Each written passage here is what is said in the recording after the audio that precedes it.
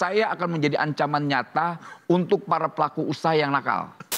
Saya sampai gebrak meja ya. Ya, saya lihat. Itu udah akumulatif sebetulnya bos. Udah baju gerah, tempat ruangannya kecil, dapat emak-emak yang begitu modelnya. Waduh. Padahal tuh gerah banget ya. Kalau nggak menteri gue gamparnya, gue tabuk gitu. Kalau saya kan saya tahu semua nih. Ini perusahaan-perusahaannya, ini kayak Lion ya kan. Dia anggota dewan sana, saya nggak peduli, saya tabrak. Yang ini kenal dengan menteri ini, saya tahu tuh, saya tabrak gak peduli. Yang ini dekat dengan pejabat itu, saya tabrak. Gak ada urusan. Industri yang terbang-terbangan itu tuh. Yang ijazah pilotnya ditahan ya? Ya semua, jangankan pilot, sampai security juga ditahan. Nah di Jakarta juga sama. Jakarta itu dari yang merasa perusahaannya besar, punya backing jenderal, pejabat dan sebagainya, juga angkat bendera putih. Gue nggak mau seperti Purna-Purna itu tuh. Ada Purna itu kan, Purna itu. Jenderal-jenderal tua mau bicara revolusi. Yang mimpin umurnya 80 tahun. Gimana revolusi itu dipimpin anak muda.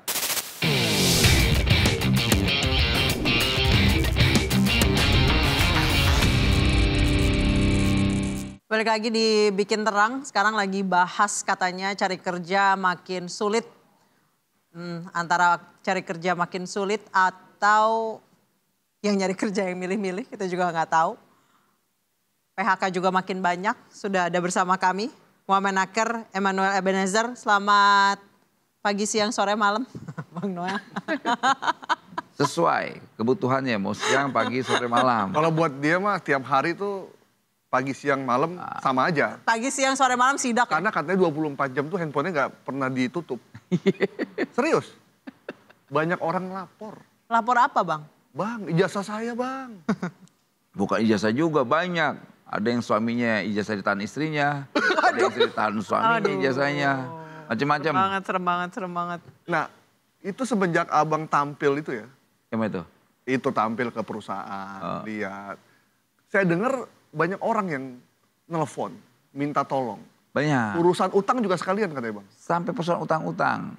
Gitu, utang, kemudian yang tadi saya sampaikan di awal, yang istrinya nahan ijazah suaminya, minta suaminya balikin ke istrinya, begitu juga sebaliknya. Ini masalah domestik juga apa?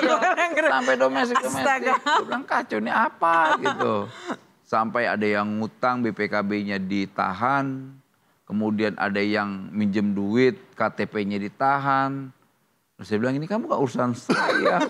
Urusan saya kalau perusahaan melakukan penahanan ijazah. Baru saya bilang saya mungkin bisa membantu. Tapi kan aduan-aduannya aneh-aneh. Tapi saya senang ya, saya senang. Artinya rakyat kita ini kan butuh yang namanya kehadiran seorang pemimpin. Pertama itu. Kedua yang gak kalah penting adalah negara hadir tengah mereka. Karena selama ini kan negara ini tidak punya wajah ya. Kenapa tidak punya wajah? Ya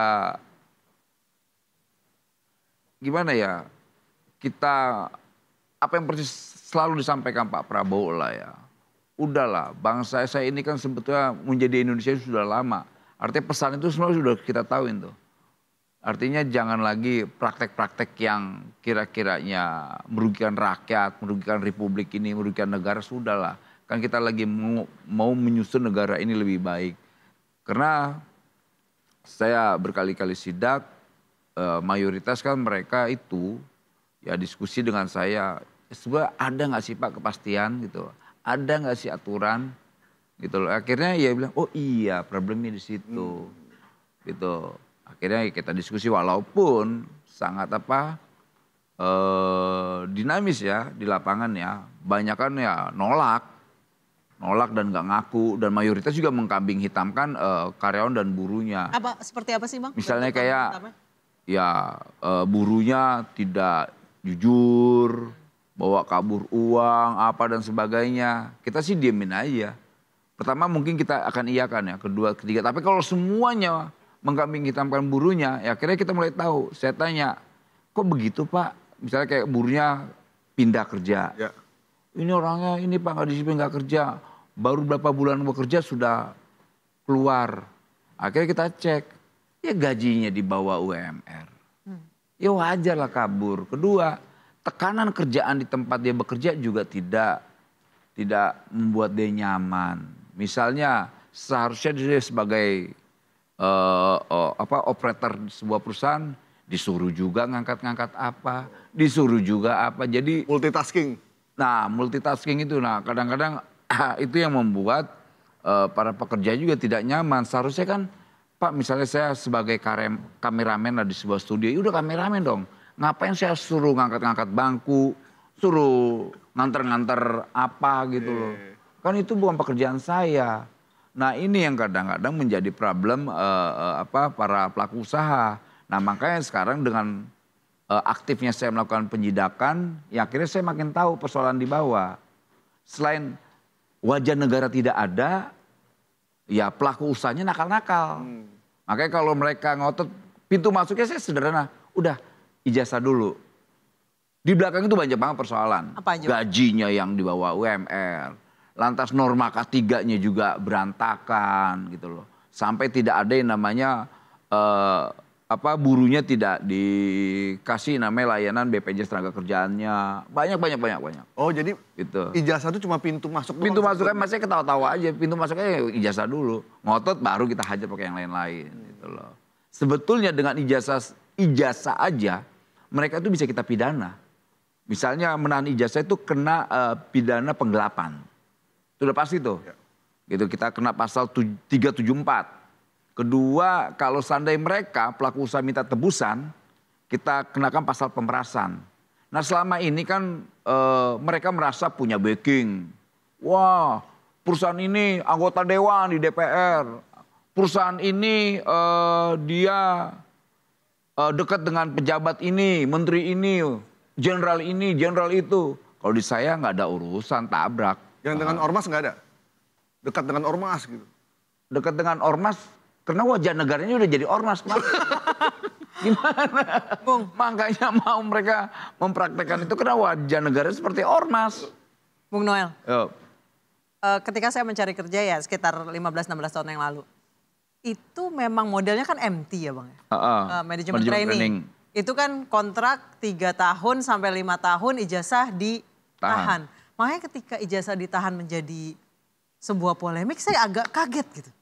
Karena ketika itu wajar. Wajar karena itu dianggap sebuah kewajaran yang tidak wajar. Bagaimana apa korelasinya ijazah dengan pekerjaan? Terkecuali sertifikat. Misalnya kawan-kawan merekrut kawan-kawan untuk misalnya dunia broadcast. Dia ternyata tidak punya disiplin ilmu soal bagaimana menjadi operator kameramen. Ya kawan-kawan sekolahkan tuh. Lantas dapatlah sertifikat.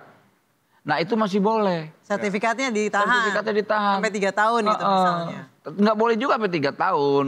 Maksimal setahun atau 2 tahun. Misalnya kontraknya 3 tahun berarti 1 tahun. 5 tahun cukup 2 tahun. Nggak boleh sampai selesai dia sampai di lay off. Kemudian sertifikatnya ditahan nggak boleh. Karena dulu sampai, mohon maaf nih, sampai bank-bank kelas bank BUMN pun melakukan itu Bang. Wah. 3 tahun, 5 tahun, Gitu. manajemen trainee, ijazah ditahan. BUMN yang mau coba Kalau tahu. misalnya, nanti aja Bang riset sendiri. Enggak, gue udah tahu.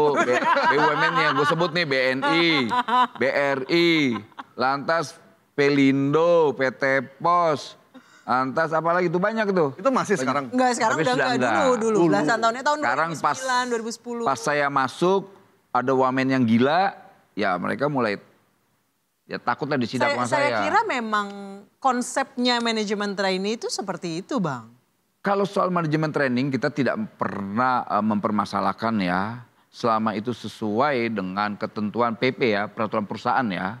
Itu. Tapi ada satu yang nggak boleh yang dilakukan adalah praktek ilegal tadi penahanan ijazah.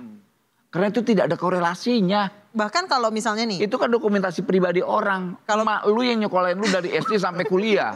Nah, yang nahan perusahaan gimana logikanya? Misalnya nih, saya misalnya kontraknya 3 tahun, saya baru 2 tahun, saya keluar.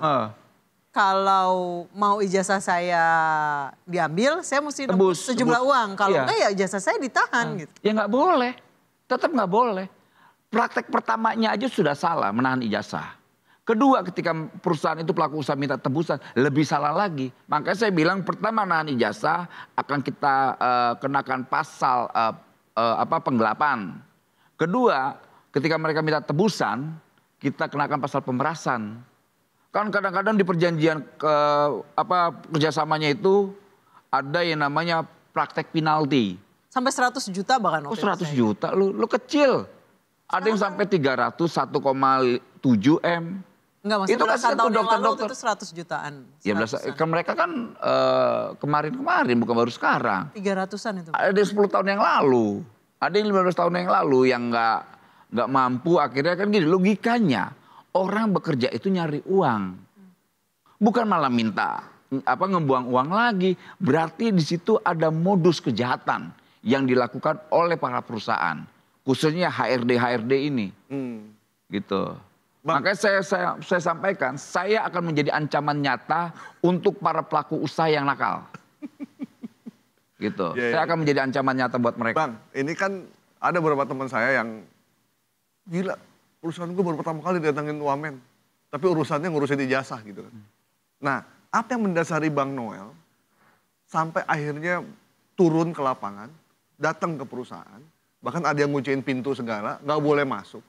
Apa yang mendasari Bang sehingga menjadi viral seperti sekarang? Gini, ini kan rakyat, ini konteks bernegara ya. Kita harus melihat ada nilai itu. Ini negara, kewajiban negara adalah melindungi warga negaranya. Nah mereka-mereka yang ditani ijazah itu kan warga negara.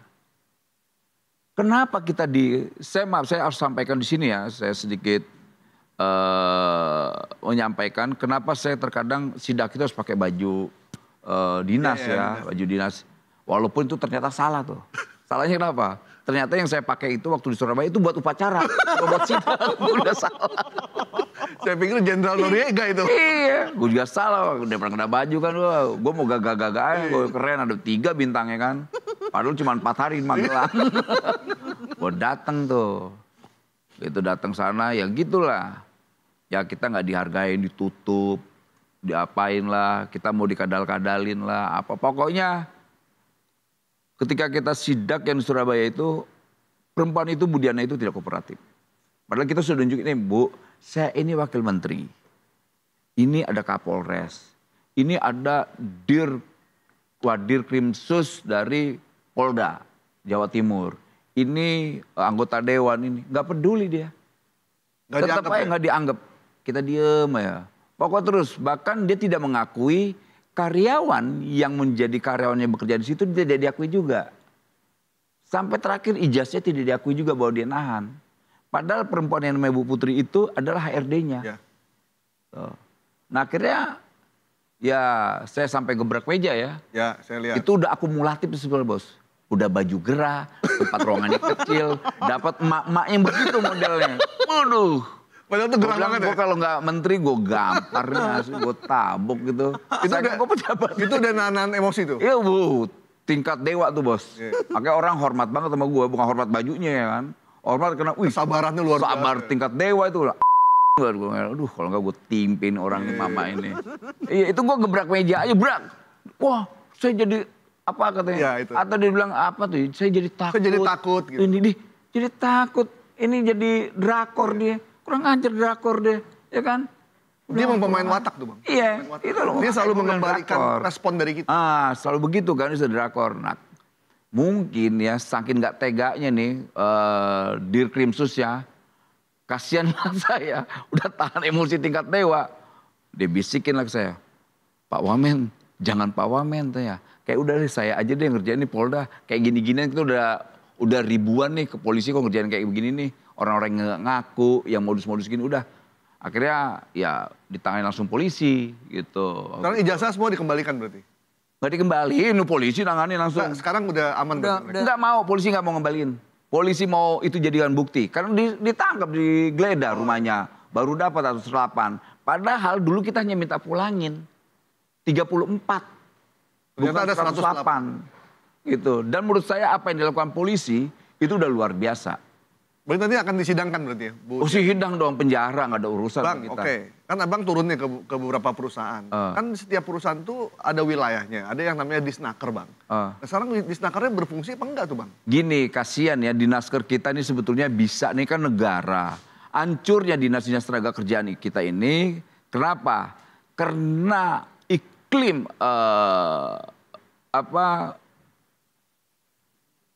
pejabatnya itu tidak mampu ketika menghadapi para pengusaha-pengusaha ini yang di belakangnya itu backingnya besar. Kenapa Pertama Bang? itu. Nggak takut sama ancaman atau? Pertama pasti takut ancaman. Kedua kadang-kadang ya mereka juga lihat misalnya menterinya pejabatnya gitu. Pejabatnya itu dari partai A, B, C, F, D, G dan sebagainya. Ternyata punya relasi dengan perusahaan itu akhirnya nggak berani. Nah kalau saya kan saya tahu semua nih. Ini perusahaan-perusahaannya ini kayak Lion ya kan. Dia anggota dewan sana. Saya nggak peduli saya tabrak. Yang ini kenal dengan menteri ini. Saya tahu tuh saya tabrak nggak peduli. Yang ini dekat dengan pejabat itu saya tabrak. Nggak ada urusan. Karena kita harus menegakkan aturan. Republik ini mau berwajahnya seperti ormas atau republik. Tinggal pilih aja. Kalau mau seperti ormas ya silakan liar bangsa ini. Jadi liar yang takut pengusaha. Ya akhirnya kita juga takut gitu loh. Nah ini kan kita lagi mau tertibkan republik ini. Supaya tidak apa? Tidak ancur-ancuran seperti ini, ugal-ugalan. Makanya saya suka sekali kemarin ketika Presiden menyampaikan berkali-kali. Peraturan menteri atau pertek-pertek yang kira-kira menyesatkan, membuat usaha jadi susah. Hapus. Nah itu kita suka tuh. Ada sebuah ketegasan dan kehadiran negara. Selama ini kan ya jujur aja. Hancurnya bangsa ini karena tidak ada aturan yang pasti. Karena semua berlomba buat aturan dan berlomba untuk mencari duit.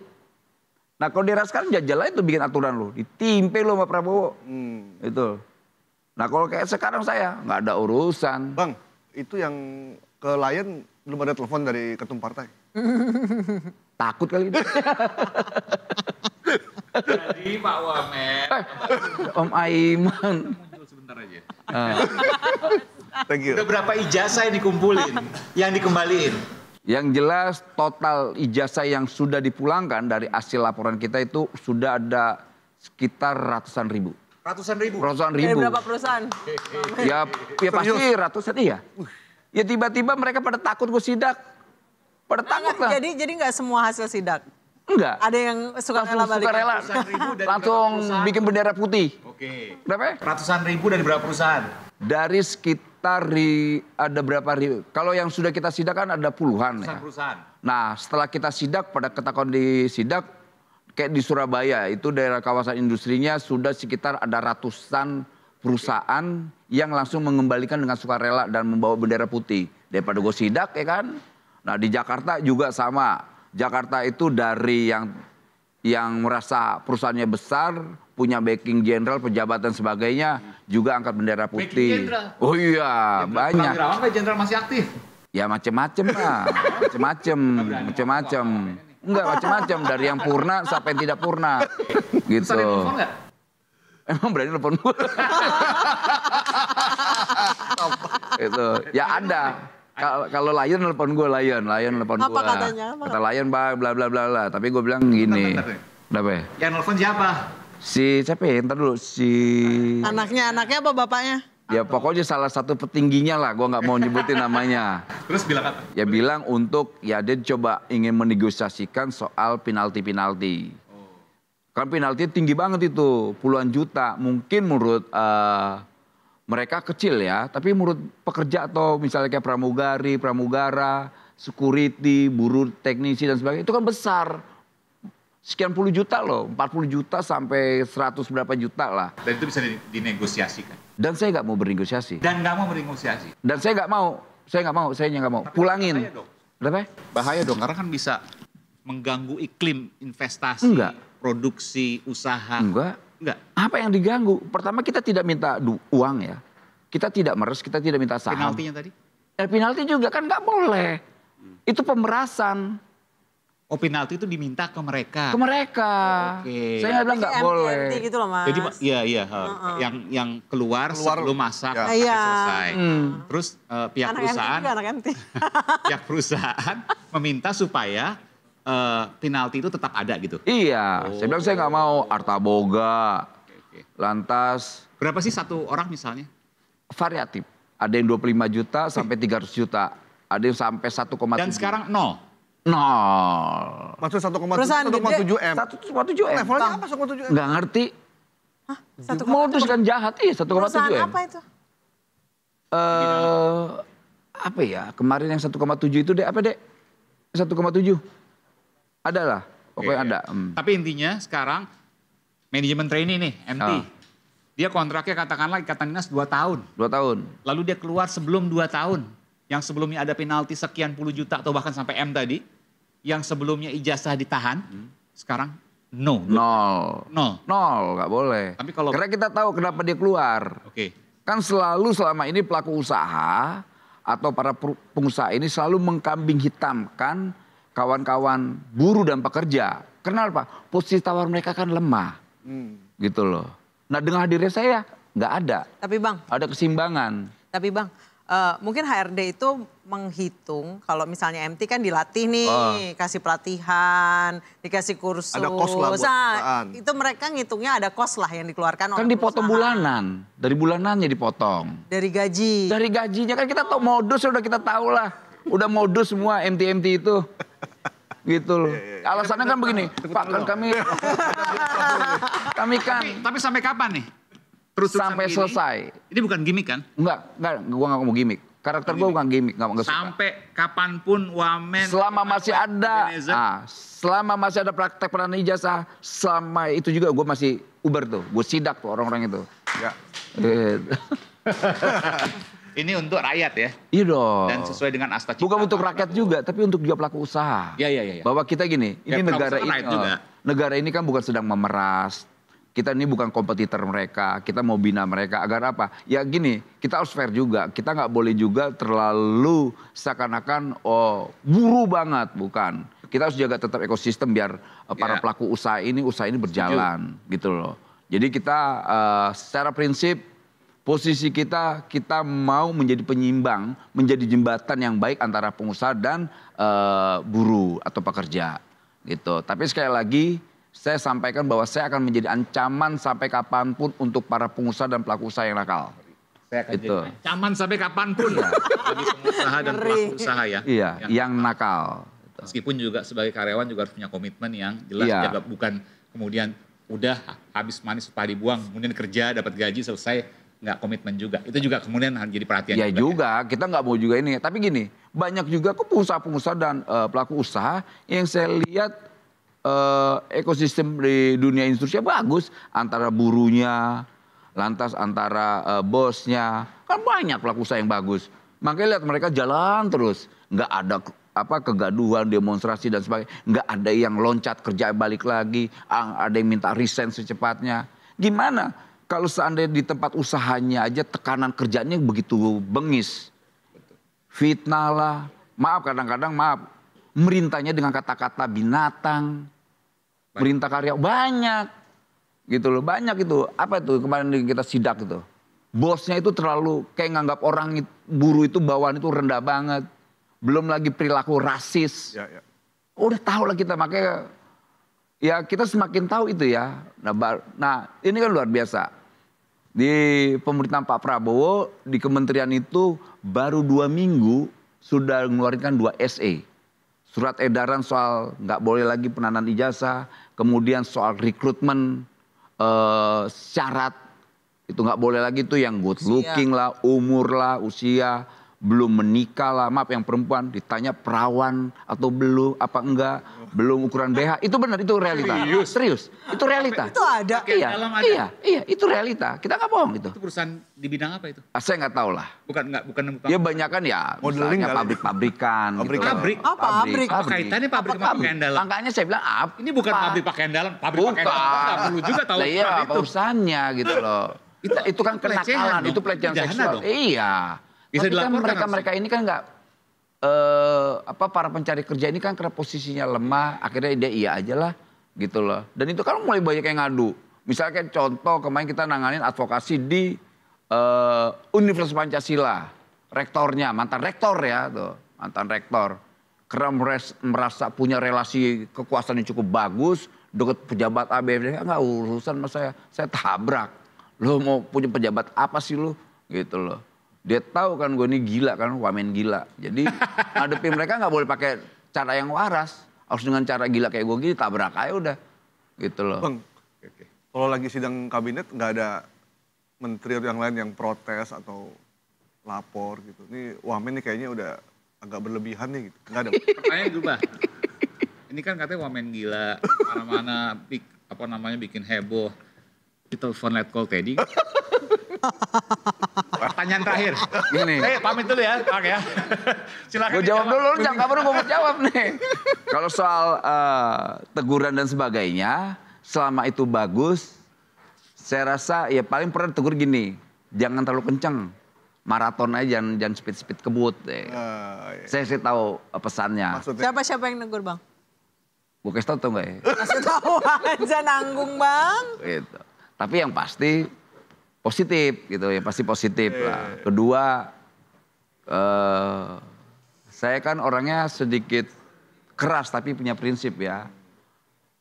Waktu pertama saya ditegur, saya milih untuk mendingan dipecat. Orang gue kan kerja buat presiden kita. Ya. Karena saya harus mampu menerjemahkan apa yang menjadi keinginan presiden kita semua. Gitu loh. Oh presiden keinginannya ini, ya udah kita harus terjemahkan gitu loh.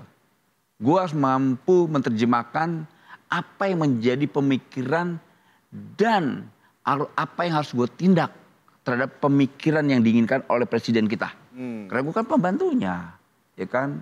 Pembantu kedua lah, ada menteri, ada wamennya. Gitu. Pembantu pertama itu menteri, keduanya gue. Jadi kita harus mampu menerjemahkan apa menjadi keinginan presiden kita. Makanya salah satunya ini, dekat dengan rakyat, main rakyat, jangan sakiti hati rakyat. Bang Noel, fenomena anak muda sekarang sulit dapat kerja, bahkan lulusan S2 sekalipun susah katanya dapat kerja. Ini pandangan-pandangan saya, Mas Gaib gitu. Sebenarnya lapangan kerja ada-ada aja, cuma anak-anak sekarang aja milih. Ya gini, kita negara Terlalu pemilih. Selain memilih Menurut juga Bang Noel kadang-kadang nggak ketemu apa yang diinginkan industri. Oh nggak Ya, match itu ya. Itu nggak benar. match. Itu realitanya. Kedua banyak juga keluhan industri kita anak-anak sekarang ini manja. Tapi saya tidak mau ikut narasi para pengusaha. Ya setuju. Gitu. Saya nggak mau. Gitu. Saya tetap yakinkan bahwa kawan-kawan anak-anak milenial ini punya semangat kerja Gen Z tinggi. dong, Gen Z, milenial saya. oh iya Gen kita milenial. Gen Z ini tetap punya semangat kerja selama tempat pekerjaan itu membuat mereka nyaman. Seharusnya pelaku usaha bisa beradaptasi dengan situasi sekarang. Gitu. Situasi sekarang ini kan nggak seperti 10 tahun, 20 tahun yang lalu, ya kan? Mereka butuh space, butuh apa. Kan saya lihat ada beberapa gedung hotel di Jakarta. Anak-anak muda semua tuh kerjanya di mana, enak semua. Dia butuh ruang terbuka, ruang kebebasan. Agar apa? Keluar kreativitas mereka dalam bekerja. Gitu loh. Tidak dibawa tekanan-tekanan yang membuat mereka malah kabur. Selain tempat pekerjaan dan gaji. Pokoknya apapun saya lihat di industri ya atau pelaku usaha. Selama gajinya sesuai, saya yakin mereka tuh nggak ada yang nakal, gitu loh. Kedua, selama pekerjaan itu tidak dibawa terlalu tekanan yang terlalu tinggi, juga mereka nyaman, gitu loh. Mereka senang-senang aja, fine-fine aja. Bang Noel, saya nggak tahu ya, maksudnya anak sekarang yang lebih realistis menghadapi hidup, kayak misalnya mereka gaji kecil mereka nggak mau, atau angkatan kami nih saya Mas Gaib yang pasrah-pasrah kayak kami gaji di bawah UMR. Oh ya udah nggak apa-apa, yang penting kerja dulu gitu. Nah inilah generasi loser namanya, generasi kalah. Mereka nih generasi kritis. Itu dia itu. Mereka generasi Saya kritis. suka mikir nih mereka nih sebenarnya kritis. Kritis, makanya saya nggak mau ikut Dulu kan narasi. kita ditanya mau digaji berapa, ya sesuai kemampuan perusahaan aja. Nah, itu generasi terserah kalah aja gitu. loser. Karena gini, karena tidak ada ketentuan pasti yang dilakukan oleh negara. Ketika Negara harus itu. memastikan dong ini nggak boleh, ini nggak boleh, ini udah itu ketentuan negara nggak boleh kalian abaikan. Ya. Gitu. Ketika ketentuan ini kalian langgar, kami akan melakukan yang namanya tindakan gitu loh. Nah itu maksud saya itu yang penting gitu. Kita butuh aja negara ini seperti ini. Nah ini yang kita minta ke para pelaku usaha. Dan mereka mayoritas nyaman dengan apa yang saya lakukan ya. Karena kan saya tidak minta duit. Minta uang ya, minta uang. Lantas kita juga nggak mau meres dan sebagainya. Gitu. Ini kadang-kadang kan ada perusahaan ini salah, datengin. Cincai-cincai minta duit. Ya. Akhirnya pengusaha-pengusaha juga muak ngeliat hal ini. Abang udah ada yang pernah nawarin belum? Kalau nawarin banyak sebetulnya. Tapi gue nggak mau. Gue harus menjaga integritas. Berapa bang nawarinnya? Banyak. Angkanya lumayan lah. Menurut gue itu bisa sejahtera gue untuk berapa tahun lah. Gitu. Yang jelas pasti miliaran gitu. Pasti miliaran, gak mungkin kecil. Akhirnya gue bisa ngebaca, oh iya. Contoh sederhana lah. Misalnya platform digital. Ya itu mereka berkali-kali lah ada upaya-upaya untuk melakukan tindakan-tindakan yang kayak begitulah kan. Tapi gue bilang nggak bisa. Gue harus golkan dulu keinginan para driver ojek online. Setelah itu kalian mau ngasih bonus terserah. Nih nanti KPK denger nih jadi barang bukti nih. Tapi prinsip saya itu. Yang penting ketika perjuangan ini sudah selesai.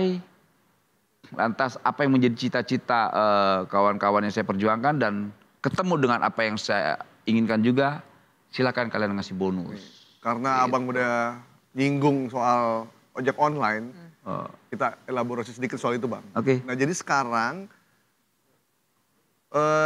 situasinya seperti apa nih? Harapan mereka tidak jadi mitra ya, tapi karyawan. Ada yang bilang ya udah jadi mitra aja asal adil. Bahkan katanya kalau jadi karyawan malah justru nggak semuanya bisa terserap. Ya ini kan menjadi debatable ya antara menjadi mitra, karyawan. Tapi kita tetap harus cari rumusan yang pas. Karena ini kan di ekonomi platform digital ini kan kita harus mampu mencari yang pas pada posisi mereka. Karena sekali kita salah ngambil keputusan, salah mendefinisikan, akhirnya hancur semua tuh. Gitu. Yeah. Dan kita tidak mau ngambil keputusan yang gegabah. Gitu. Kita mau naruh mereka di mana? Dia sebagai mitra, mitranya seperti apa definisinya? Gitu. Kalau sebagai pekerja, pekerja seperti apa? Gitu. Nah kemarin saya diskusi banyak tuh sama platform digital itu ya. Pak, mendingan mereka sebagai konsumen. Ada option lain ternyata gitu loh. Konsumen itu seperti apa ya? Dia bilang, ya, lu kan kita ini penyedia ininya Pak. Ya mereka kita anggap konsumen Pak. Gitu. Wah ini option bagus juga. Lantas kerugiannya di mana? Kekurangannya di mana? Kelebihannya di mana? Dia jelaskan, dia rasionalisasi. Ini loh Pak, keuntungan dari drivernya. Oh iya. Akhirnya saya bilang, oh iya rasional. Lantas ada juga misalnya Kementerian UMKM. Dia bilang, well mendingan UMKM deh well. Jadi aman dia. Oh iya UMKM. Ini kan banyak option nggak bisa. Gini, di era sekarang ini di pemerintahan Pak Prabowo Gibran kan semua kabinet itu kan mudah sekali ya kolaborasi, komunikasi dan sebagainya. Jadi semua ini kita komunikasikan, apalagi ada Kementerian Ekonomi Kreatif. Bisa juga dibuat tuh bro katanya. Bisa juga karena kan gue melihatnya bahwa ini kan dari aspek ketenaga kerjaannya. Tapi kita nggak boleh kaku dong. Oh iya kalau ada UKM bisa, ya di UKM aja coba tapi posisi mereka ini seperti apa nih? Biar mereka juga nyaman gitu loh. Yang paling penting itu kan negara bisa hadir bersama mereka itu. Poinnya itu. Jangan kita larut dengan definisi-definisi yang salah. Kita jangan larut dengan keputusan-keputusan yang salah. Ketika salah definisi, salah keputusan, hancur semua. Bijak juga ya ternyata ya. Orang ngeliatnya. Gak cuma dar-dar doang ya. Gue lagi semangat-semangat. Nah kita kalau mau daftar platform kan kita ngasih nama. Sebetulnya bukan platform digital aja. Itu banyak kita bisa gugat tuh yang kemarin bikin-bikin apa tuh hack lah apalah tuh. Pertamina apalah apa. Ya nggak boleh sembarangan, data itu nggak boleh. Kok semua lembaga boleh data, jangankan data. Di mal-mal itu aja yang jualan-jualan motor apa itu minta data nomor telepon. Itu nggak boleh sebetulnya. Makanya saya bilang ini negara ini kok begini ya. Murah sekali ya minta data warga negaranya gitu loh. Untung kemarin tuh ada aplikasi apalagi Word namanya ya di Bekasi. Iya yang Moto dikasih 800.000 kan retina untung mata. aja tuh. Siapa Kemdigi itu cepet ngambil keputusan. Tutup. Langsung tutup. Gila itu sampai sebegitunya, ekstrimnya. Mereka sadar nggak sih bahwa ada operasi intelijen di Republik ini yang sedang bermain? Kepentingannya apa? Bikinnya kerusuhan. Bikin kerusuhan. Lantas mereka bisa Apa negara apa yang main? Ya, semua punya lah kepentingan negara ini. Gitu. Semua punya, negara-negara luar itu punya kepentingan lah. Nggak Siapa mungkin tidak. yang mau nyasar Indonesia, Bang? Banyak lah. Ini kan perempuan seksi. Gitu, perempuan cantik, seksi, lantas di tubuhnya itu banyak sekali yang namanya emas, namanya nikel apa gitu loh. Ya kan? Itu seksinya di situ ya, bukan dalam konteks seksual ya. Saya minta maaf, nggak ada maksud ke sana. Ya. Seksi dalam konteks itu. Punya gitu. segalanya lah, punya segalanya. Ada. Rambutnya itu misalnya emas, kulitnya itu berlian, ininya tembaga hidungnya, ininya nikel, oh semua tubuhnya itu menghasilkan yang bisa dinikmati. Ya, Bang, kan sekarang banyak orang berharap dari Kementerian Tenaga Kerja itu menyediakan lapangan kerja. Ya. Padahal kan itu bukan tugas Kemenaker sebenarnya. Itu kan ada hubungannya dengan industri, Betul. perdagangan. Itu yang benar. Iya kan? Jadi kalau industrinya nggak ada, ya Padahal lapangan pekerjaannya nggak ada. Kemenaker kan menjaga supaya mereka tetap bekerja dengan perlindungan yang matang. Nah sekarang koordinasi seperti apa, Bang? Nah, itu pertanyaan yang paling bagus dan berkualitas di antara semua pertanyaan lu tuh. Sebetulnya soal lapangan pekerjaan ini ya selain lintas kementerian, itu kan ada di Kementerian Perindustrian. Karena yang mereka yang tahu industri-industri. Pertama itu, kedua, kita ini kan persoalan yang di hilirnya. Ya kan? Gitu loh. Misalnya kayak gini, ada yang namanya wajib lapor tenaga kerja perusahaan WLKP. Nah, mereka tinggal kasih ke kita aja, baru kita publish. Kalau seandainya kita bilang ini ada kerjaan, tapi kalau seandainya industri tidak ada gimana? Kalau menjaga perilaku pekerja itu gimana, Bang? Menjaga perilaku pekerja, ya saya bukan ahli psikologi ya. Gimana sih ngejaganya ya? Gue ini model pemarah juga, gue ngejagain orang yang marah-marah. Karena gini, soal pekerjaan ini kan persoalan perut ya. Persoalan perut yang nggak boleh juga kita. Karena kadang-kadang ya itu jadi salah satu pertimbangan investor juga. Jadi males sering demo gitu. Bukan, demo itu kenapa? Jangan jual demo kenapa? Karena kita lihat kemarin kan, banyak sekali keinginan para pelaku usaha dan industri atau pengusaha. Ini lihat ormas-ormas, sudah kita tindak. Ya. Izin-izin sudah, apalagi pejabat-pejabat yang minta-minta proposal meres-meres, kita tindak, nggak boleh ada lagi. Gitu. Ormas juga nggak boleh ya, Bang? Nggak boleh, jangankan ormas negara yang nggak boleh. Kewajiban perusahaan atau pengusaha cuma 2 cukup. Pertama bayar pajak, kedua sejahterakan buruhnya. Udah. Ya Jadi kan? Bang, urusan pelaporan administrasi tenaga kerja asing sekarang lebih mudah dong setelah kasus kemarin. Sangat mudah. Sekarang dimudah nih sekarang. Enggak juga, saya nggak mau. Enak kalau main muda-muda aja, nggak bisa. Ya kan kemarin ada kasus itu yang KPK itu yang TKA, ya asing. TKA karena diperlambat akhirnya disogok baru bisa keluar izinnya Itu di eranya siapa tuh? di era sebelumnya. Ah udah, gua kan nggak mau menjadi hakim terhadap mereka yang. Ya berarti yang sekarang udah nggak begitu ya? Ya nggak bisa lah di era gua. Pertama gua akan tekan nggak boleh ada berlebihan tenaga kerja asing. Bukan kita anti asing. Karena kita juga banyak orang-orang Indonesia yang membutuhkan pekerjaan. Kalau seandainya mereka transfer knowledge boleh. Seandainya misalnya gini, Cina punya kemampuan teknologi A. Misalnya mereka ngirim 10.000. Ya mereka mengedukasi dong, transfer pengetahuan. Ya. Biar kita bisa resapan misalnya berapa, ya kita 100.000 gitu loh. Nah itu kan masih boleh. Jangan misalnya 100.000 tenaga kerja Indonesia 10.000. Kacau itu. Makanya ya kalau di era saya jujur aja saya ketat soal itu.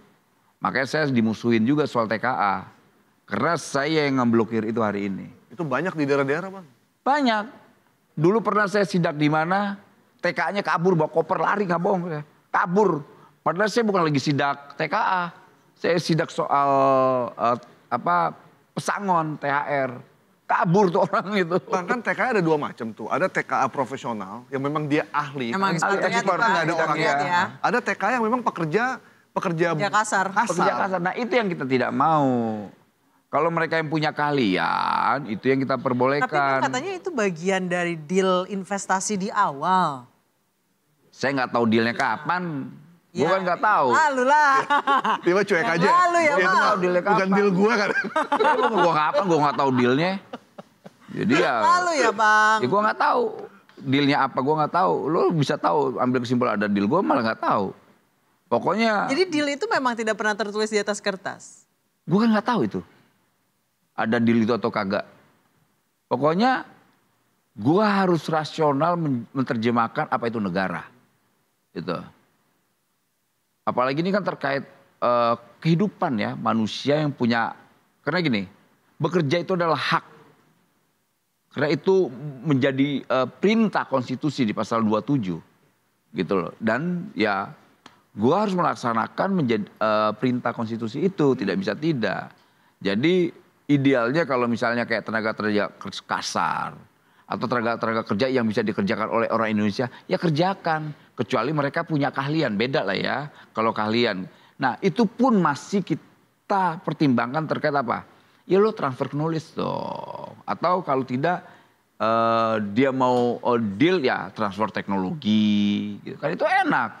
Bang, menanggapi sekarang banyak sekali yang katanya sulit nyari kerja. Ya nggak tahu sulit nyari kerja atau banyak, tadi saya ulang lagi, banyak yang ternyata nggak match antara SDM dengan pekerjaan yang kebutuhan industri atau pekerjaan yang available. Ya itu emang realitanya begitu. Makanya kan Atau dengan upahnya gitu. Banyak selain upahnya gini, makanya match. upahnya ini yang paling penting dulu kita bicarakan. Tapi menurut saya industri atau pengusaha tidak pernah mempermasalahkan soal upah. Selama ada semacam aturan yang pasti. Lantas kemudian ada juga izin-izin yang pasti yang tidak memberatkan industri. Ya. Itu selama berapa komponen itu menjadi hambatan, korbannya pasti buruh, gitu loh, ya kan? Karena ada beberapa komponen-komponen yang kadang-kadang itu malah menjadi alat pemerasan, diberat-beratin lah apalah, sedangkan usaha ini harus berjalan kan, harus berlangsung. Nah, hal-hal yang begitu di pemerintahan Pak Prabowo udah nggak boleh lagi, gitu. Jadi ya kita keras soal itu. Makanya saya berkali-kali saya sampaikan ke pengusaha-pengusaha, apa yang kalian butuhkan? Ini Pak, ya sudah nanti kita bantu. Lantas ingat ya, kalian punya kewajiban 2, bayar pajak, sejahterakan buruh. Gitu. Udah nggak, dan pengusaha tuh nggak ribet, gitu loh. Yang ribet-ribet ini yang nakal-nakal ini kan yang merasa punya backing, Ya. gitu loh. Bang, balik tadi belum selesai tuh soal koordinasi dengan Kementerian Perindustrian yang menyiapkan lapangan kerja. Kemudian Kementerian Investasi yang mendatangkan investor. Sementara kebutuhan lapangan kerja kita kan juga semakin banyak. Ya, Kalau nah. begini terus kerjaan abang jadi nggak kelar-kelar ini. Memang banyak PR di Republik ini. Karena kenapa? Perilaku pejabat sebelum-sebelumnya kan sibuknya bisnis. Tidak sibuk melayani rakyatnya. Lantas nggak sempat ngurusin negara ini. Dia sibuknya bisnis saja. Cuma dia aja yang berani ngomong gini. Enteng gue ngomong Iya. gitu emang. Gitu. Karena gue nggak punya beban, gue bukan pengusaha. Ya kan. Gitu ya, itu inilah warisan nih yang selalu diwariskan ke siapapun yang menjabat. Nah makanya saya tidak mau nanti ketika saya tidak menjabat lagi, ada tuh persoalan warisan kayak nahan ijazah, syarat. Itu baru 2 tuh poin. Belum lagi nanti THR, gaji yang nggak dibayar. Ini kan terus nih. Saya tidak mau menjadi manusia super lah. Tapi cukup 1 aja persoalan bisa selesai, itu menurut saya sebuah legacy. Misal tanah ijazah ini kan sudah banyak yang balikin ya kan. Semua pengusaha, pelaku usaha sudah tidak melakukan praktek itu lagi. Lantas ke depan lagi soal rekrutmen secara untuk mencari kerja itu juga. Bayangkan dalam 2 minggu kita bikin 2 SE. Lantas kemudian itu nanti menjadi peraturan menteri. Itu ada sanksinya nanti tuh. Berarti nanti setelah jadi permen artinya kayak misalkan usia juga nggak boleh lagi ya Nggak dicari. boleh dong. Gimana masa mau bertentangan dengan konstitusi? Bekerja itu dilindungi oleh undang-undang dan itu perintah undang-undang. Kemudian dibatasi oleh umur. Masa kita tunduk, masa perusahaan membuat aturan yang di atasnya konstitusinya melarang? Ya nggak boleh dong. Ya kan? Logikanya kita harus ketemu. Nah makanya saya sampaikan berkali-kali, pejabat-pejabat sebelumnya sibuk berbisnis. Tidak sibuk melayani rakyatnya. Ini jawaban terbaik dari jawaban-jawaban Bang Noel sebelumnya ya. Lu ikut-ikutan. Penting banget ya. Bang, terus soal job fair yang kemarin sampai heboh banget itu loh, sampai membludak. Itu tandanya kan orang desperate banget nyari kerja. Angka pengangguran katanya tertinggi di 2025. Formalitas doang. Bisa jadi. Katanya. Ya, tapi katanya formalitas doang job fair. Nah itu juga itu bagus buat kritik, bisa menjadi benar dan bisa menjadi tidak. Karena harus dipahamin, kejadian itu kan di Bekasi, seakan-akan itu kerjanya kementerian. Ya. Itu bukan. Semua orang kayaknya menganggap itu kerjaan kementerian itu kan salah. Itu kan setiap pemerintah kota, pemerintah provinsi boleh melakukan job fair. Gitu. Jadi seakan-akan kita terus loh. Kok kita terus gitu loh. Itu kan janji menurut cerita nih ya di lapangan. Yang dibuka lowongan pekerjaannya 2.000 atau 2.500. Yang datang melebihi dari 2.000 yang dibutuhkan. Misalnya 2.500 yang datang 22.000 apa? Ya. Itu kan nggak ketemu. Di kampus lagi? Iya, nggak ketemu, ngebludak. Pertama itu, kedua ya ada hal yang minor lah yang di lapangan terjadi gitu. Dan itu tidak dipertimbangkan. Apa? Misalnya kejadian orang-orang yang sesak-sesakan, timpuk-timpukan dan sebagainya. Karena emosi, karena panas kan. Panas, iya. Lantas mereka di luar ekspektasi mereka kan. Ternyata sebanyak itu. Iya, padahal saya sebelum kejadian itu saya sudah mengumumkan ada 2.500 resapan tenaga kerja di PT Daikin. Nggak ada tuh daftar ke saya. Makanya saya bingung orang-orang ini kemana sih? Ini saya menteri langsung loh, tak usah nggak pakai job fair tuh sebenarnya. Ngumumin nggak pakai job fair, langsung direkturnya menyampaikan dekat saya. Kemudian HRD-nya, sampai saya bilang HRD-nya Daikin, kamu minta duit nggak? Enggak. Kamu minta ini nggak syarat? Enggak. Kamu nani jasa nggak? Enggak. Keren. Nah itu responnya dikit. Makanya saya ini kok gampang sekali. Ada yang bilang job fair tuh proyek juga untuk beberapa orang aja Bang. Saya belum sampai ke sana berpikirnya itu sebagai proyek atau tidak. Kalau seandainya itu benar proyek, ya saya kan orang yang kritis. Tapi selama kemarin ya, selama saya ada di Kementerian Tenaga Kerja dan ada Pak Menteri Yaserli, Prof Yaserli, saya memverifikasi semua perusahaan-perusahaan itu tidak yang disampaikan itu, HRD itu. Dan HRD itu juga udah klarifikasi ke saya. Pak saya nggak begitu maksudnya, gitu loh. Saya bilang jangan begitu dong, kita nih lagi, maaf, soal tenaga kerja ini rakyat itu sensitif. Sensitif ya. Sangat sensitif gitu loh. Sampai mengundang amarah. Iya, orang sudah marah-marahnya ini. Nah job fair kita yang di Kementerian Tenaga Kerja kemarin itu tanggal berapa itu ada 52.000 resapan tenaga kerja. Yang datang itu 20.000. Nggak ada yang teriak-teriak tuh. Rapi, ya, saya lihat. Bukan soal itu, kan enak. Karena yang dibutuhkan itu yang kita kasih itu 52.000, yang datang 20.000, kan enak, nggak ada yang teriak. Nah ini yang dibutuhkan 2.500, yang datang 22.000. Tapi terus story ya Bang Noel ya. Saya waktu itu datang ke job fair, ya di tahun 2009 saya baru lulus. Itu saya langsung dapat panggilan 5, 4 diantaranya terima. Tuh, berarti nggak bohongan dong, nggak formalitas dong. Saya juga pernah ikut job fair dan ada panggilan 2. Tapi ada. Ya ada. Nah ini testimoni itu. Semua. Nah ini testimoni yang benar. Artinya apa yang disampaikan HRD itu kan sesat. Gitu dong. Ya kan pernyataan yang sesat. Karena juga yang kan kita verifikasi. Ini gimana? Ini ada pernyataan HRD, dia bilang bahwa itu formalitas doang. Itu hanya buat naikin rating perusahaan dan sebagainya. Nah loh, saya bilang di kita nggak ada begitu.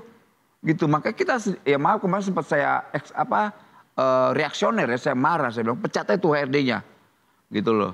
Kok tega-teganya menyampaikan apa yang dilakukan kita. Karena kan serangannya ke kementerian. Ya pasti. Seakan-akan itu job fair itu pasti itunya Karena ada apa, tulisan kementerian. supported by Kemenaker. Iya, Kemenaker.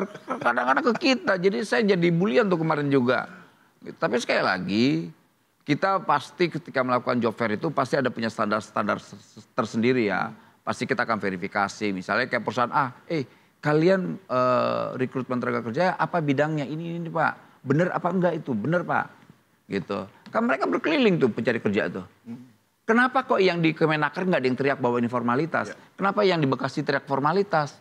Karena kebutuhan tenaga kerjanya dengan kesempatan tenaga kerja kan lebih besar yang datang dibanding yang dibutuhkan. Yang dibutuhkan cuma 2.500, yang datang puluhan ribu. Jadi Bang, jadi yang terjadi saat ini bukan banyak pengangguran tapi nggak match gitu sebenarnya. Nggak match, yang pasti nggak match lah itu. Itu juga menjadi kendala kita. Makanya kemarin kita coba diskusi dengan Kementerian Pendidikan.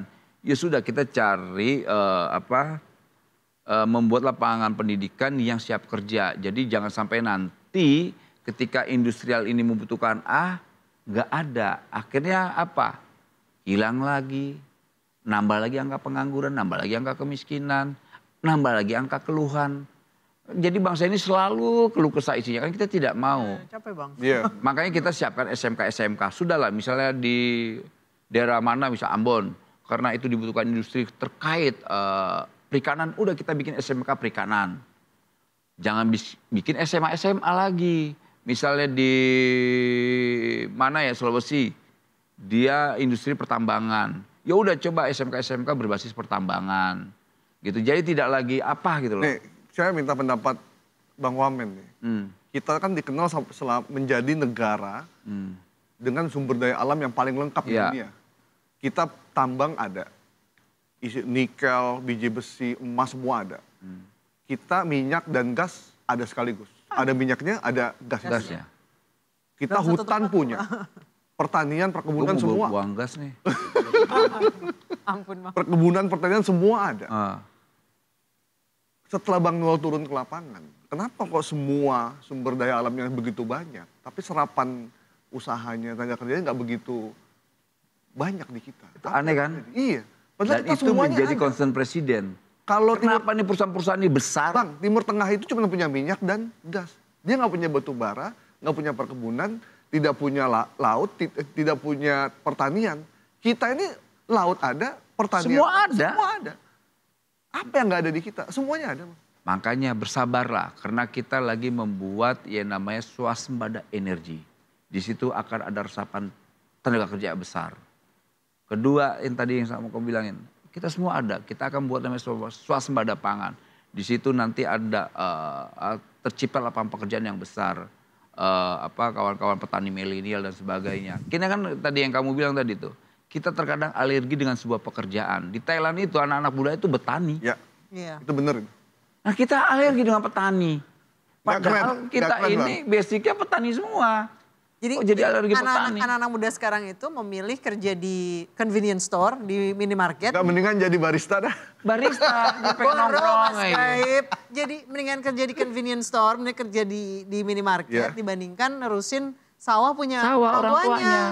Di Vietnam itu sampai anak itu tetap turun-temurun jadi petani. Karena bangga ada duit di situ. Gitu loh. Kita ini kan bukan gengsian ya, karena memang ada stigma masa lalu, Orde Baru, seakan-akan petani itu PKI dan sebagainya. Ini persoalan kejahatan sejarah yang selalu mengintimidasi seakan-akan petani itu adalah gerakan kiri. Buruh tani. Buruh tani. Buruh tani dan pekerja. Jadi Tokoh dimusuhin. marginal lah gitu ya. Makanya saya bilang seakan-akan kelas terendah lah. Kelas terendah. Menjadi petani itu kan salah itu. Itu apa? Ya negara telah melakukan praktek kejahatan terhadap pekerjaan itu. Ya. Lu kok diskusi gue sama gue pasti hal ideologis loh. Padahal kalau di luar negeri petani kayak kaya loh. Iya. Lu gak ada yang gak kayak Inggris apa tuh gak kayaknya. Thailand, Vietnam. Tapi di sana nggak ada tengkolak nih Bang. Nah itu juga ya tengkulaknya kan ya kita tahu siapa pemainnya. Iya. Bang, Ya dulu kan aparat negara tengkulaknya nakut-nakutin. bener. Karena dulu ada ketakutan negara terhadap gerakan PKI. Bang. Noel saya bukan Bambang. Bang Noel. Nih Bang, Grip Apaan? Jaya sempat merilis jajaran baru yang masuk ke dalam Dewan Pengurus Pusat.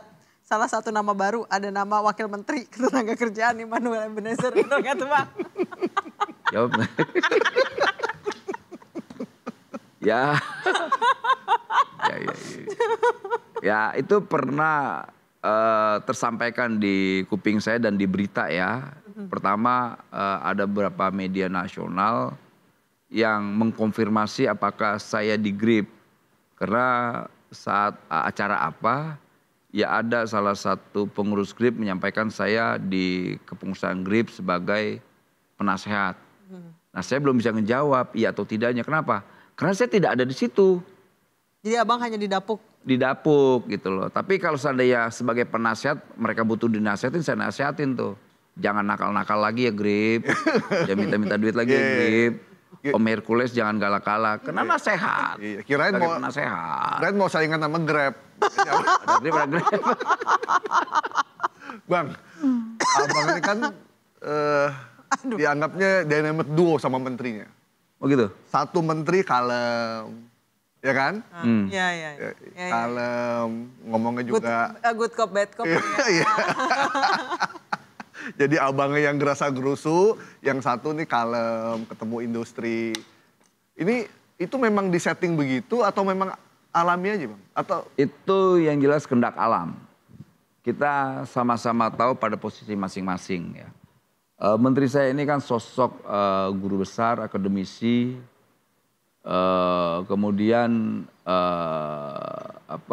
sosok yang memiliki integritas gitu. Intelektualitasnya juga kan tadi saya bilang seorang akademisi, guru besar, profesor. ya pasti secara intelektual terpenuhi unsur itu.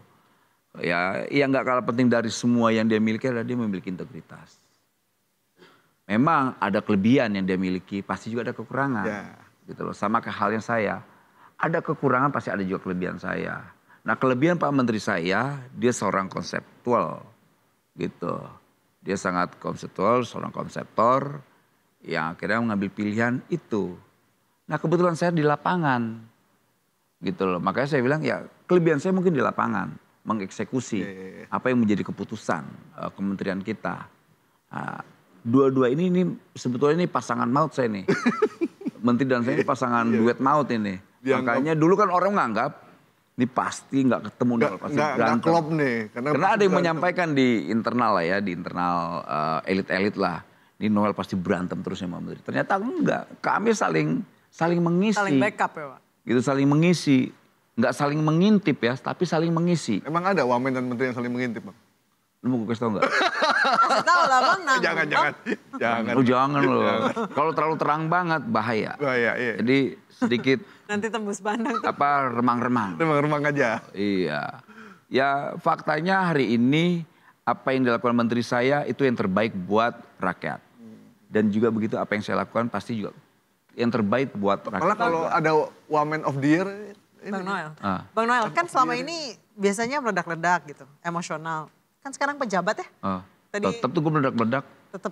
Lu lihat Tapi ya maksudnya kata-katanya agak halus atau Tapi akibat teguran, baik teguran. nahan tidak keluar Teguran, kata-kata mutiara.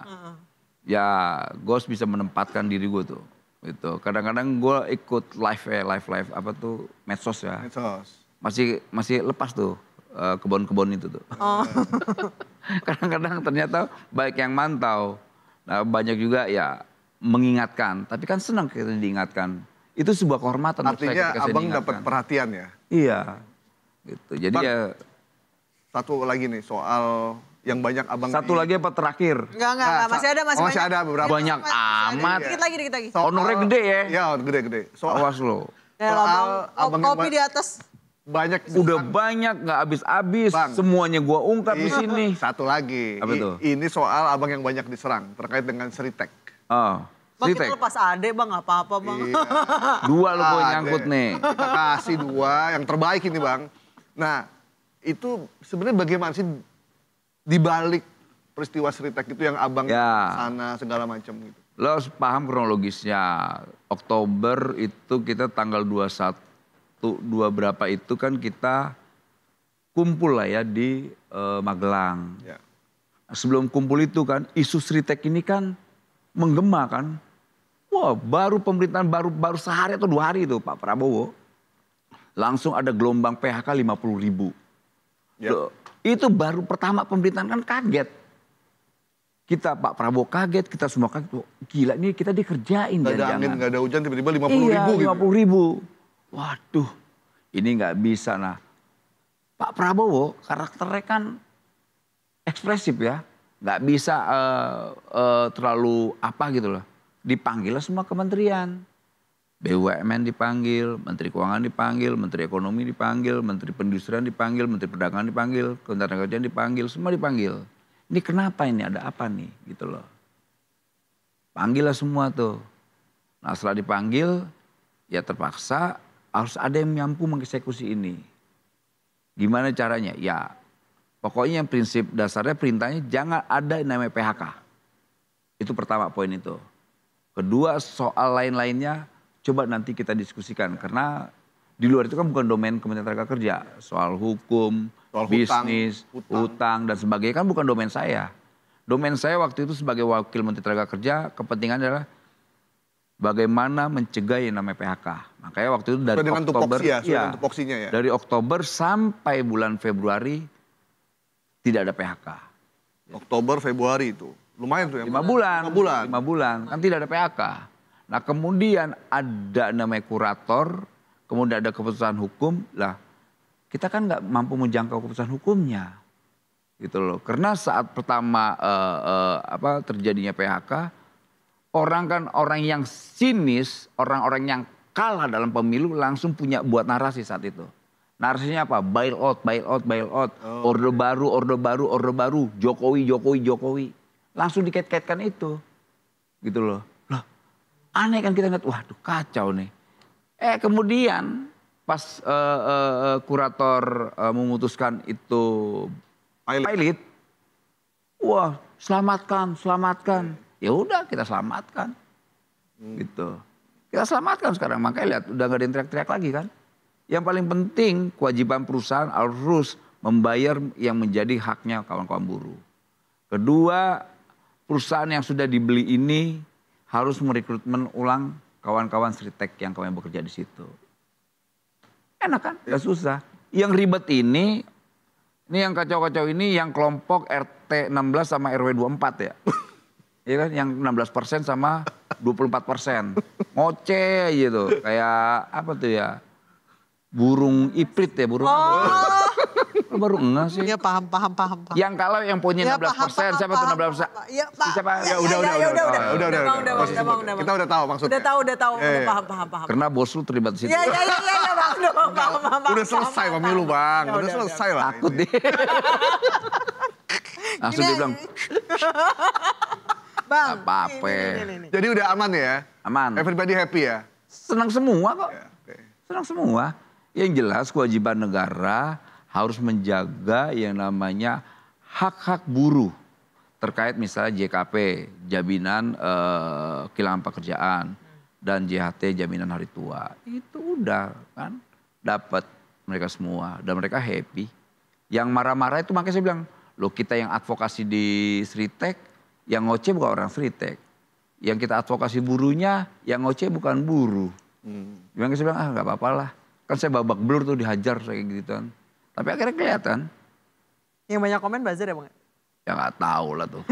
Yang jelas bukan apa yang saya anggap tuh kan manusia tuh. Karena lihat akhirnya ketangkep kan tuh. Ownernya kan, ya. Si Iwan Lukminto. Ya. Itu sebenarnya jawabannya udah ketahuan lah sekarang tuh. Kan dulu sampai ada skema untuk going concern ya biar tetap berjalan ya. Tapi kan ya negara ini nggak bisa dibohongin. Ya kenapa Jaksa Agung melakukan tindakan hukum pasti ada sesuatu tuh. Ya. Dan ini saya kan bukan domain saya. Itu biarkan hukum yang bicara kan. Gitu. Ya kan? Harapan publik terhadap Bang Noel tinggi sekali. Makanya urusan di luar negeri seakan-akan saya semua menteri segala-galanya Bun nih. Sampai ke BPKB ditahan. Iya, sampai cerai lah, minta uang ini, kontrakan apa. Terakhir oleh-oleh dari Jenewa dong. Oh iya, Ilo kan abang yang kesana. Iya, Ilo. Apa bang oleh-olehnya? Untuk pertama kalinya bang? Dari Jenewa pertama adalah hasil keputusan terkait ekonomi platform kita mendukung yang namanya konvensi. Konvensi apa Bang? Ya konvensi ILO. Oh. Gitu, terkait pekerja digital atau platform ekonomi ya. Para pekerja ekonomi ini. Gitu, karena kan mereka harus punya rumusan apa nih posisi mereka kita taruh di mana. Ya. Gitu. Nah ini sedang nanti pasalnya apa, itunya apa, ini nanti di 2026 diputuskan. Tapi posisi kita mendukung konvensi bukan mendukung rekomendasi. Kenapa konvensi? Karena itu sifatnya mengikat. Ya. Kalau rekomendasi kan tidak. Mengikat aja di perusahaan, di pelaku usaha Indonesia tuh banyak melanggar, banyak nggak nurutin. Apalagi yang sifatnya rekomendasi. Nah posisi tawar kita kemarin memutuskan konvensi. Walaupun saya didesak untuk rekomendasi, saya nggak mau, saya bilang. Saya nggak akan mau. Artinya baru 6 bulan gue di pemerintahan, sudah ada keputusan internasional, keputusan nasional yang sifatnya regulatif ya. Soal SE, 2 SE, 1 konvensi. Selama ini puluhan tahun tuh nggak ada, semuanya maunya rekomendasi. Itu. Nah di pemerintahan Pak Prabowo konvensi. Keren kan? Bang terakhir, beneran? Bener loh ya? Bener. Selama Udah, perut gue udah mulus-mulus nih. dari Oktober ya, sekarang ya 8 bulan ya Bang ya jalannya dari Oktober ya? Dari Oktober. Udah berapa ya? 8 bulan. 6, 7, 8 ya? Kan dari Oktober, Iya, sekarang kan Oktober. bulan 6. 8 dong? Coba dari Oktober, Delapan. November, bla bla bla bla. November, Desember, Iya, 8 bulan. Maret, April, Mei, Juni. Berapa ya? 7? 8. 8 ya? 8. Ya begitu 8 bulan. Perusahaan paling bandel yang peraturannya paling ajaib merugikan karyawan apa Bang? Semua juga melanggar. Paling ajaib. Paling ajaib. Yang paling ajaib apa yang pernah Semuanya selama hampir mayoritas ajaib. Paling deh. Kalau gue ngomong kan gak enak, kasihan itu perusahaannya nanti. Ya. Gak usah disebutin perusahaannya. Industri yang terbang-terbangan itu tuh. yang bertindak. Yang ijazah pilotnya ditahan ya? Ya semua, jangankan pilot, sampai security juga ditahan. Udah dibalikin sekarang Bang? Ya dipulangin lah, kalau gak dipulangin gue sidak. Gue tutup langsung, gue segel. Jangan Bang ribet-ribet tiketnya. Itu. Oke, terima kasih Bang Noel, Bung Noel sudah Ya. mau datang di Bikin Terang.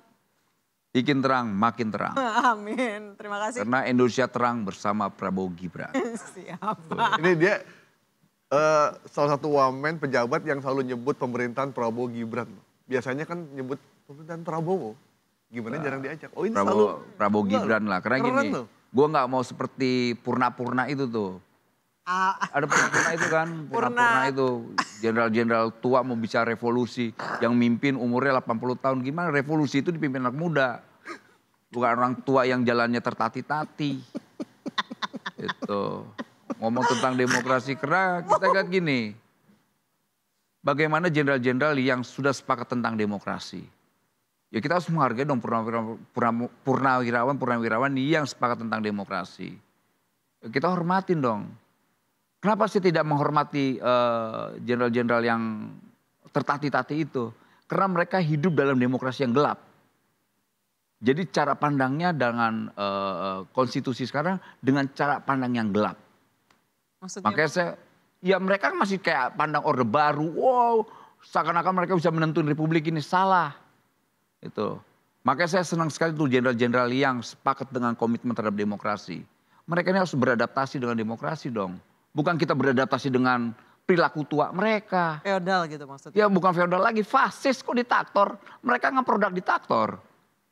Nah jenderal-jenderal yang sepakat dengan demokrasi ini, ya mereka warisan dari reformasi.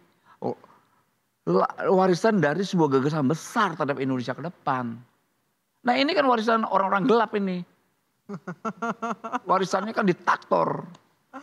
Gila lu, ngeri banget. Kalau gini-gini aja lu. Ngeri Mas Gaib, ngeri. Ini kita potong nggak di bagian ini? Jangan dipotong. Radio aja dipotong yang nyebut bang-bang. Nyebut merek. Yang nyebut merek aja dipotong. Oke. Terima kasih Bung Noel. Thank you, Non. Sudah datang Ya. di Bikin Terang. Syukron Bang. Semakin terang kan? Semoga Indonesia makin terang. Indonesia terang dong bersama Prabowo Gibran. Siap. Kita jumpa lagi. Thank you.